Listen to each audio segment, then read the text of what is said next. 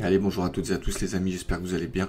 On se retrouve du coup comme tous les lundis, on va essayer de préparer notre semaine de trading. On va faire un petit tour sur les annonces économiques importantes de la semaine. Et puis on va faire un petit tour après sur le graphique de l'euro-dollar. Voilà, donc une semaine qui est basée un petit peu sur l'emploi, donc vous verrez. Voilà, on aura pas mal de jours fériés, donc jeudi et vendredi. Donc voilà, une semaine qui risque d'être pas très volatile. On rappelle que l'emploi, sauf grande surprise, devrait pas faire vraiment bouger le marché. Voilà, en ce moment, enfin le dernier discours de Powell, c'était plus centré sur le GDP, comment on dit déjà en français, sur le PIB aux États-Unis. Donc voilà, devrait pas avoir de gros changements. Allez, on va passer directement sur les annonces économiques. Hop. Donc pour aujourd'hui lundi, on a juste l'inflation en Allemagne. Voilà, côté Europe, de toute façon, l'inflation est bien et assez bas. Donc c'est pour ça de toute façon qu'on a les taux de la Banque centrale qui sont vraiment bas. Voilà, je pense qu'on va commencer à plus trop baisser. Qu'on va sûrement attendre un petit peu à ce point-là au niveau des taux de la Banque centrale. Donc on est à 2,15, on aura peut-être une prochaine baisse aux alentours de 2. Je pense pas qu'on va aller bien plus bas, je pense qu'on va faire une sorte de palier avant probablement de remonter dans quelques mois, parce que l'inflation devrait peut-être remonter un petit peu. Donc voilà, on s'intéresse pas trop à l'Europe en ce moment. On s'intéresse plus à ce qui se passe aux États-Unis. On reste quand même bloqué avec des taux d'intérêt qui sont vachement hauts. Voilà, bon. Donc on continue demain mardi, donc PMI manufacturé de la France. Tout ce qui est manufacturé, de toute façon, c'est pas qu'on s'en fout, mais c'est pas très important. On est quand même une économie qui est basée sur le service. Donc voilà, le nombre de chômage, on s'en fout un peu. L'inflation quand même annuelle à surveiller, hein. Vous voyez ce que je vous dis. On est à 2%. Donc on est pile sur la target des banques centrales. On aura un petit discours de notre ami Jérôme Powell. Donc mardi à 15h30, je vous ferai une petite vidéo pour voir ce qu'il a dit. De toute façon en ce moment là on ressent que ça devrait quand même baisser les taux. On va faire un petit tour après sur les anticipations de baisse de taux. Voilà, après on va commencer du coup donc PMI manufacturé de l'ISM. Pareil, hein, tout ce qui est manufacturé, surtout aux États-Unis, c'est pas super important. On aura le rapport Jolt sur l'emploi, qui aussi, grosse surprise, pourrait pas mal faire bouger. Donc ça, c'est vachement corrélé avec le salaire moyen, du coup, et le salaire moyen est vachement corrélé à l'inflation. Donc c'est quand même à regarder. Mercredi, donc création d'emplois dans l'agricole, donc les ADP, pareil, ça fait pas mal bouger le marché en général. Mais sans grosse surprise, ça devrait être tranquille. Et après, jeudi, on a pas mal de chiffres jeudi, mais clôture prématurée à 13h, journée de l'indépendance. Donc jeudi et vendredi sera férié aux États-Unis. Donc voilà, des fois, soit ils nous font passer tout ça mercredi, des fois on a des petits bugs sur les annonces économiques. Donc vu que c'est férié, ils disent à 14h30, des fois ils y font passer le mercredi. Donc à surveiller. Après, de toute façon, l'euro-dollar et tout ce qui est monnaie, c'est décentralisé. Donc que ce soit férié ou pas, on s'en fout un peu. Des fois, on a un peu de volume en moins. Mais des fois, qui dit volume en moins, dit volatilité en plus. Voilà, donc c'est à double tranchant, entre guillemets. Donc jeudi, les salaires moyens. Donc salaire moyen, c'est pas mal corrélé à l'inflation. Inscription hebdomadaire au chômage, donc comme toutes les semaines. De toute façon, la moyenne, c'est 240 000. Si on est vraiment beaucoup au-dessus, là, ça pourrait être mauvais. Donc on aurait des premiers signes que l'économie américaine va mal. Donc de toute façon, voilà, on rappelle, hein, les banques centrales, c'est 2 mandats. C'est le taux de chômage bas et une inflation à 2%. Donc si l'un des deux déconne, ils sont obligés de faire quelque chose, quoi. Voilà, donc taux de chômage 4,3, on commence tout doucement à arriver dans une zone critique, hein, aux États-Unis. Donc voilà, on devrait avoir des baisses de taux quand même assez rapidement côté US. PMI des services qui est vachement haut encore, hein, donc l'économie quand même qui est En fait, voilà, c'est ça le problème. Ils ont un problème entre l'inflation qui est haute, l'économie qui s'arrête pas de monter. Après, on le voit aussi sur le Nasdaq, sur tout ça, qui fait qui est de retour à son ATH. Tout le monde est en train de pricer l'IA, les robots de Tesla, enfin tout ça. Et du coup, il y a énormément d'argent qui rentre aux États-Unis. Donc voilà, PMI des services qui est toujours super haut. Voilà pour jeudi. Donc grosse journée jeudi. Après on est férié, donc à voir comment ça se passe. Et vendredi un spécial férié aussi. Donc voilà. On va passer aux anticipations de baisse de taux. Donc très très important. Donc on n'a pas eu de baisse de taux le mois dernier. Enfin c'était au mois de juin, donc ce mois-ci. Donc la prochaine réunion sera le 30 juillet pour l'instant. On est toujours à 78,8% qui pensent qu'il n'y aura pas de baisse de taux. Voilà, on va faire rapidement parce que je trouve que c'est ça qui est intéressant. Donc moi je note sur un petit tableau Excel en fait. Après chaque news importante, donc après chaque journée, les différences. Donc par exemple là aujourd'hui on commence à 78,8, hop, on aura une grosse, par exemple le taux de chômage aux États-Unis qui va faire bouger ça, et par exemple on sera à 50% qui pense qu'il n'y aura plus de baisse de taux. Voilà, donc c'est ça qui est vachement intéressant à regarder finalement. Donc on voit pour l'instant, donc on n'aurait pas de baisse de taux en juillet. En septembre on s'attend à une baisse de taux sûr et certain, pour l'instant à 73%, qu'on baisserait de 0,25. Et peut-être de 0,50, 20% qui pensent ça. Donc pour l'instant, le scénario, c'est en septembre, on aura une baisse de taux de 25 points de base. En octobre, après le problème, c'est que c'est un peu trop expectatif, quoi. On est à 60% qui pensent qu'il y aura encore une baisse de taux en octobre, donc ça ferait 2 baisses de taux dans l'année. Là, on n'aurait pas de baisse de taux, et décembre, on n'aurait pas de baisse de taux non plus. Donc pour l'instant, on est en train de pricer 2 baisses de taux dans l'année 2025. On était il y a quelques mois de ça, on était à 3 baisses de taux, voilà. Mais on anticipe quand même des baisses de taux sur le dollar, enfin sur le dollar aux États-Unis, quoi. Voilà, ça c'est un petit indicateur que j'aime bien pour voir si je suis toujours dans la bonne direction. En gros, ça c'est un filtre négatif. Si je suis, donc là on va cliquer sur euro dollar. Là c'est toutes les paires de monnaie en fait, et on voit le ratio long short comment ça s'appelle, des retail, pardon. Voilà.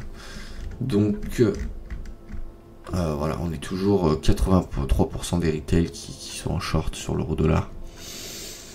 Donc, de toute façon, depuis le point pivot entre guillemets, je vais vous montrer sur le graphique que je vous avais dit, que je vous avais partagé, quoi, tout simplement. On est toujours, en gros, les retails sont toujours dans le mauvais sens, et voilà pourquoi il y a autant de perdants sur les marchés. Donc c'est toujours un bon indicateur, quoi.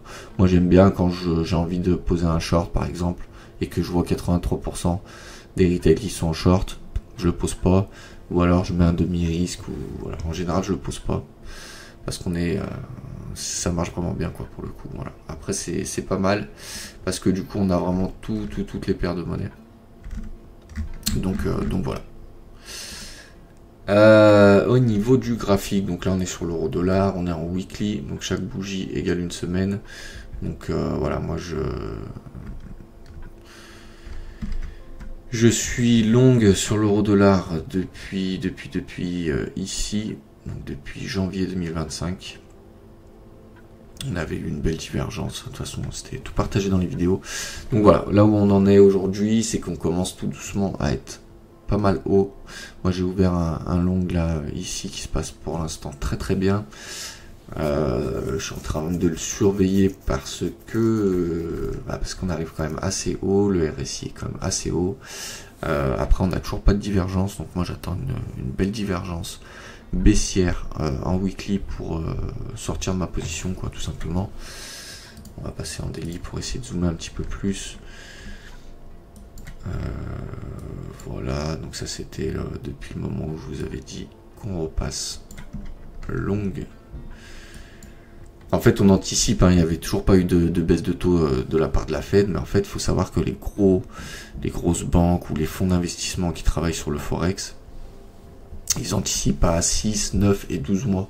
Donc en fait ils vont pas attendre qu'il y ait une baisse de taux pour racheter de l'euro, on anticipe. Donc voilà. C'est pour ça que là, pour moi, on devrait encore monter un petit peu. Moi, ma grosse target, ce serait les 1,24. Les 1,24 qui est un plus haut depuis 2018. Hein, donc voilà, là, il faut commencer à rester prudent. Je vous avoue que c'est pas vraiment le moment pour mettre des longues à tout va. Ce serait plus le moment pardon, pour alléger tout doucement des positions, quoi. Donc là, si vous n'êtes pas rentré, on va attendre quand même de casser cette grosse résistance là qui est en weekly, de refaire un petit retest dessus, et là on pourra quand même tenter un long en direction des 1,24.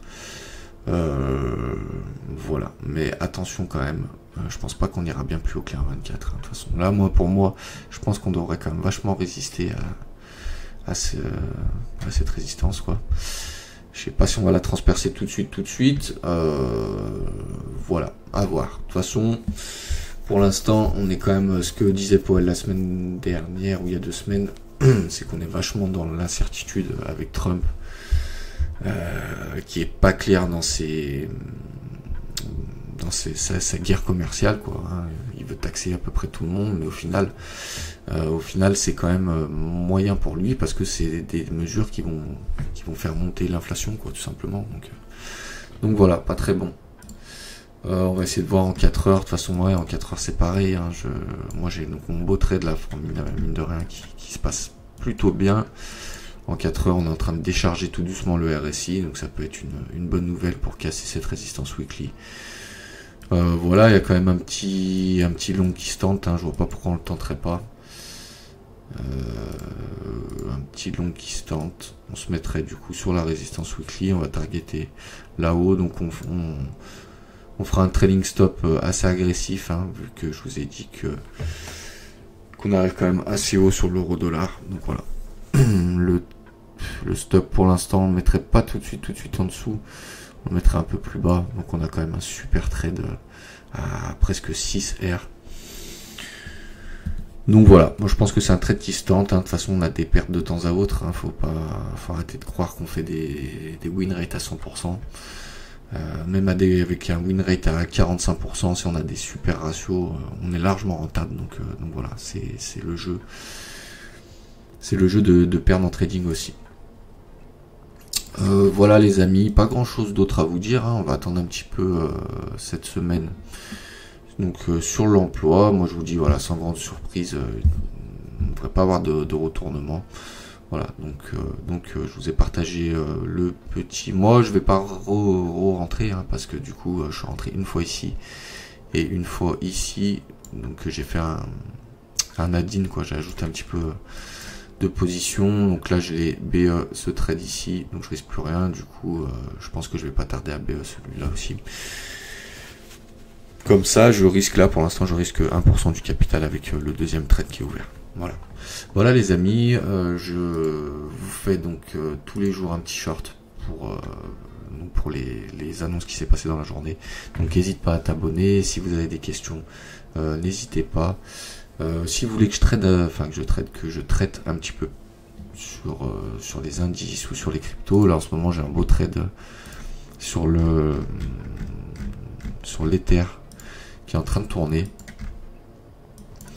Je vais vous en parler un petit peu aussi si vous voulez, hein. On peut essayer de trader un petit peu plus. Moi je trade plusieurs choses, voilà. De toute façon quand on est trader, moi ma première devise c'est l'euro dollar, et après quand il y a des gros setups que j'arrive pas à m'empêcher de trader, je suis aussi dessus. Donc les cryptos, j'ai commencé moi avec les cryptos, donc l'Ether je le connais vraiment bien, ou autrement. Après il y a le Nasdaq j'aime pas trop trader parce que le fondamental nous fait dire qu'on devrait être baissier, mais il fait que monter, quoi, donc j'aime pas trop le trader. Bref, sur le TH, pardon. Donc voilà, on avait une grosse bougie impulsive en weekly, donc qui m'a donné envie de re-rentrer en long là-dessus. Mais de toute façon, sur les cryptos, il faut toujours attendre qu'il y ait une grosse baisse. Donc on était dans le triangle, voilà, on a essayé de le péter, on a réintégré ce triangle.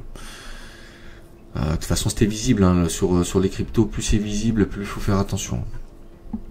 Donc voilà, on avait pété ce gros triangle, on était parti à la baisse, là on avait une grosse une dernière impulsion. Donc moi j'étais rentré, c'est en 4 heures dessus.